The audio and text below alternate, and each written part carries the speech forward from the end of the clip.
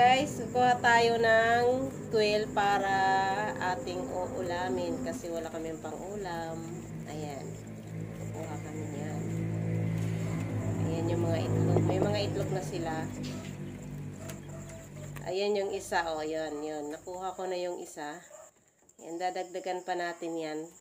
Para medyo marami-rami yung uulamin natin kasi maliliit lang naman ang tuwil. Ayan yung isang piraso mo. Ayan, ngayon tatanggalan na natin ng balahibo. Ayan. Sobrang liit ng mga quill na yan.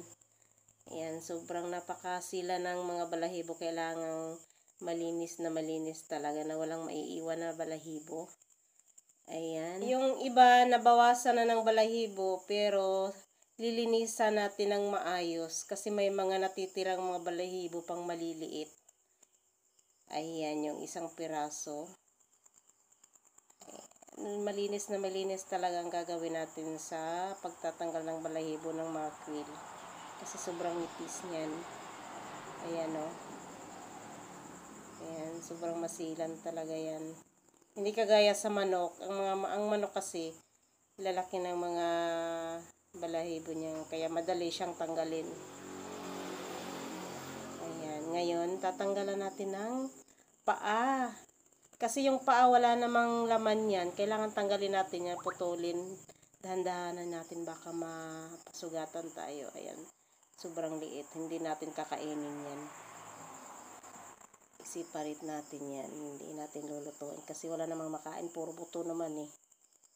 Sobrang liit ng quill. Ayan. Pero napakasarap ang quill guys. Ayan o. Mas masarap pa sa manok. Tikman nyo ang quill.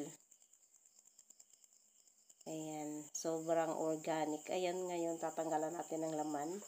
Dandahanin natin paghiwa. Baka pati yung kamay natin mahiwa. Ayan o. Yung laman yan sa loob. Yung kalahati, ayan yan sa gitna. Hihiwain natin. Hindi natin hiwain masyado kasi baka yung sa loob niyan madaling ano yung laman niya. May mga ayan o. Ayan guys, kailangan dahan-dahanin natin paghiwa. Baka masali yung laman loob niyan. Yung may mga kinakain nila. Ayan, dahan-dahanin natin. Kailangan tanggalin yan at saka linisan ng maayos. Dahan-dahan baka may itlog sa loob. Ayan, kasi as in manipis talaga yung balat nila. Ayan o yan, kailangan hiwain natin yan para matanggal yung dumi nila. Ayan. Sobrang liit ng puwet. Yan, may isang piraso nang nalinis. Ayan o. Ayan, malinis na yan. Tanggal na lahat yung laman loob. Ayan, may isang piraso pang natira. Ayan, may itlog yan pala sa loob o. Ayan, dahan-dahanin natin pagtanggal. Baka mapisa yung itlog sa loob. Sobrang malambot pa yung itlog pag nasa loob. Pag nasa loob pa talagang parang pa yan. Ayan o. Dahan-dahanin natin pagkuha. Ayan, may itlog nga. Ayan, sobrang liit. Yan. Malambot yan. Malambot pa. Ayan. Malinis na. Ayan na guys. Tapos na. Kailangan linisan natin na ulit. Ayan, may itlog na dalawang natira. Ayan. Ayan, gagawin natin ngayon. Mag-marinate na tayo. Ayan, maghihiwa muna ako ng mga ricados. May bawang, may sibuyas, may paminta, may toyo.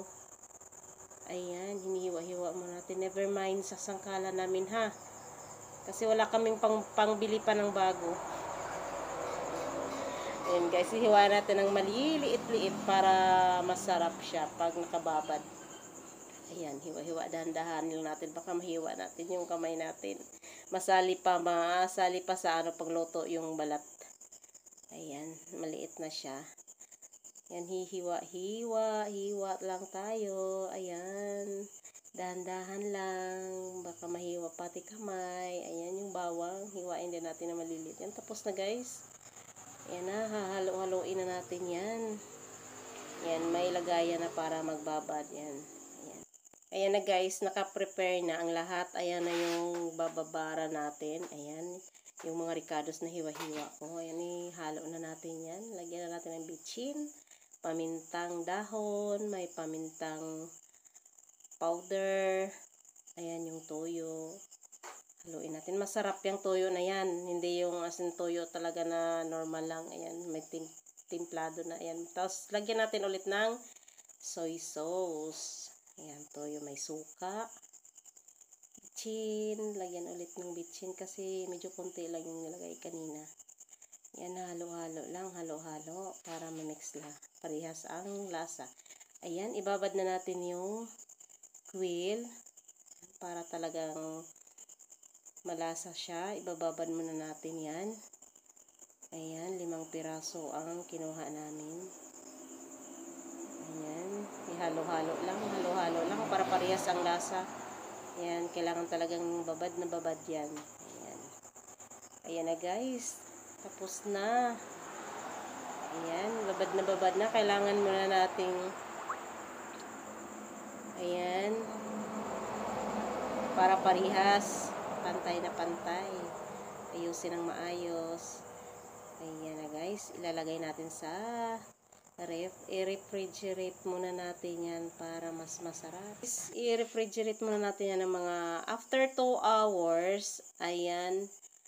Lulutuin na natin yan para mas masarap ang lasa. Ayan na siya guys. Kailangan na natin i-prito yan.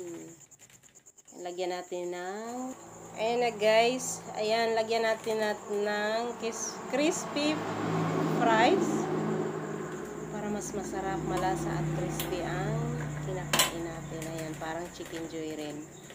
Ayan, sarap na sarap pag naluto na yan.